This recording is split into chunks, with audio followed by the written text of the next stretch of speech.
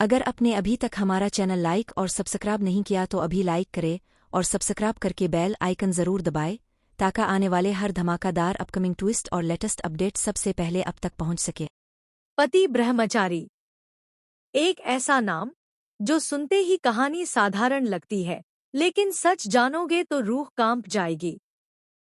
सोचो, एक ऐसा पति जो शादीशुदा है लेकिन अपनी पत्नी को छू तक नहीं सकता। और इसी मजबूरी के पीछे छिपा है एक ऐसा राज जो हर रिश्ते को तोड़ सकता है। आखिर क्यों एक पति खुद अपनी ही पत्नी से दूर रहता है, और जब कोई दूसरा आदमी उसकी पत्नी पर हक जताने लगे तब क्या होगा? सेक्शन 1। गुलाब हवेली। जहां हर दीवार एक कहानी कहती है और हर मुस्कान के पीछे कोई न कोई दर्द छुपा है। इसी हवेली में रहती है ईशा, एक ऐसी लड़की जो बचपन से रानी की तरह पली बढ़ी। कभी खुद से पानी का गिलास तक नहीं उठाया, कभी किसी के आगे झुकी नहीं। लेकिन शादी के बाद उसकी जिंदगी ने ऐसा मोड़ लिया कि वो रानी से सीधे एक कैदी बनकर रह गई। ईशा की शादी हुई सूरज से। नाम तो सूरज, लेकिन उसकी जिंदगी में उजाला नहीं, सिर्फ एक अजीब सा अंधेरा था। लोग उसे पति ब्रह्मचारी कहते थे। एक ऐसा पति जो अपनी पत्नी के पास होकर भी उससे दूर रहता है।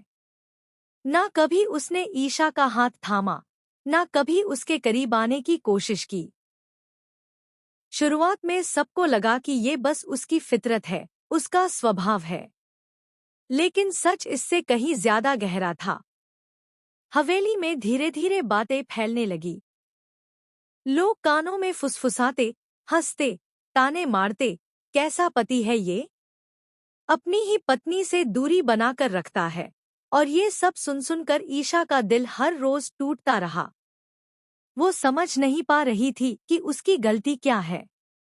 क्या वो अच्छी पत्नी नहीं है, या फिर सूरज के दिल में उसके लिए कोई जगह ही नहीं? इसी बीच हवेली में कदम रखता है आकाश। एक ऐसा इंसान जो बाहर से तो मुस्कुराता है, लेकिन अंदर से चालाक और खतरनाक है। उसकी नजरें शुरू से ही ईशा पर टिकी हुई थी।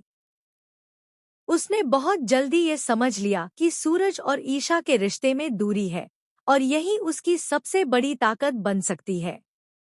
आकाश धीरे धीरे ईशा के करीब आने लगा। मीठी मीठी बातें, झूठी हमदर्दी, और हर वक्त उसका साथ देने का दिखावा। वो चीज कर रहा था जो एक पति को करनी चाहिए थी, लेकिन सूरज नहीं कर रहा था। ईशा का टूटा हुआ दिल इस झूठे सहारे को सच मानने लगा। लेकिन सूरज, वो सब देख रहा था। हर एक नजर, हर एक बात, हर एक चाल, सब उसकी आंखों के सामने हो रहा था। फिर भी वो चुप था। उसकी खामोशी ही सबसे बड़ा सवाल बन गई थी। आखिर क्यों वो कुछ नहीं कर रहा? क्यों वो अपनी ही पत्नी को किसी और के करीब जाने दे रहा है? एक रात, जब हवेली में सब सो रहे थे, ईशा ने हिम्मत जुटाई और सूरज के सामने खड़ी हो गई। उसकी आंखों में आंसू थे, लेकिन आवाज में गुस्सा। क्यों? आखिर क्यों कर रहे हो तुम मेरे साथ ऐसा?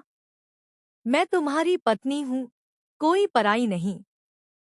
फिर क्यों मुझे इस तरह अकेला छोड़ दिया? सूरज ने उसकी तरफ देखा। उसकी आंखों में दर्द था, लेकिन उसके होंठ खामोश थे, जैसे वो कुछ कहना चाहता हो, लेकिन कह नहीं पा रहा हो। और फिर उसने सिर्फ इतना कहा, जो दिख रहा है वो सच नहीं है, ईशा। और जो सच है वो तुम सह नहीं पाओगी। ये सुनकर ईशा और भी टूट गई।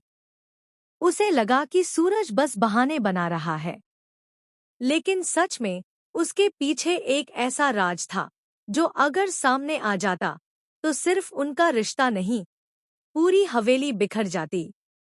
दूसरी तरफ आकाश अब खुलकर अपना खेल खेल रहा था। उसने सबके सामने सूरज को चुनौती दे दी। अगर हिम्मत है तो अपनी पत्नी को मुझसे बचाकर दिखाओ, वरना मान लो कि तुम सिर्फ नाम के पति हो, असल में कुछ भी नहीं। हवेली में सन्नाटा छा गया।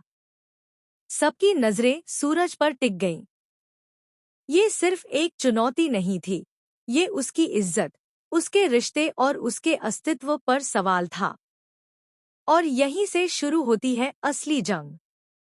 एक तरफ है एक पति ब्रह्मचारी जो अपने ही वादों और किसी अनदेखे सच से बंधा हुआ है, और दूसरी तरफ है एक चालाक खिलाड़ी जो किसी भी हद तक जा सकता है। लेकिन सबसे बड़ा सवाल अभी भी वही है, क्या सूरज सच में कमजोर है, या फिर उसकी खामोशी के पीछे छिपी है एक ऐसी ताकत जो सबको चौंका देगी? सेक्शन 2 में कहानी और भी खतरनाक मोड़ लेगी।